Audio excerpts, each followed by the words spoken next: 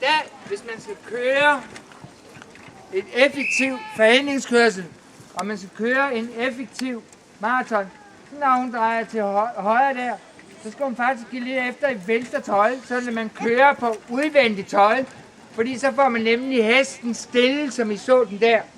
Og det vil man gerne have fuldstændig, ligesom i ridning. Hvis man går ind i en rideklub og hører, så hører man jo, at de siger, rid på udvendig tøjle, der er frem til udvendig tøjle. Og det er fuldstændig det samme, som man gør i kørslen. Det er den nemmeste måde at få hesten til at stille sig på. Og det er jo også bagparten, der skal bruges i kørslen. Man taler jo om, at cirka en tredjedel af vægten, som fra naturens side, er på forbenene. Og forbenene er kun på en hest, fordi det vil se tjusket ud, hvis de ikke var der. De er ikke noget som helst bevægt, der er ikke nogen kræfter i dem eller noget som helst.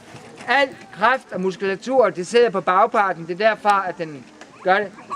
Man talte om, i min barndom jo, at hesten skulle gå, bagbenene skulle ind under hesten, talte man meget om, for man har afsat derpå.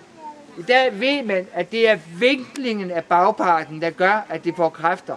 Men så kan man også nok regne ud, at når man skal vinkle de der knæ, det sætter jo op under lysken, ned over halsen til koderne, at så skal der være nogle gode muskulaturer til at holde den vinkling. Og det er jo det, man skal fremavle.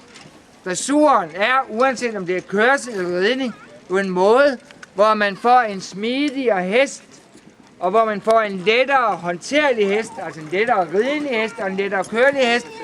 Og det er også måden, hvor at man kan forøge hestens levetid. Og det har altid været et mål med dressuren.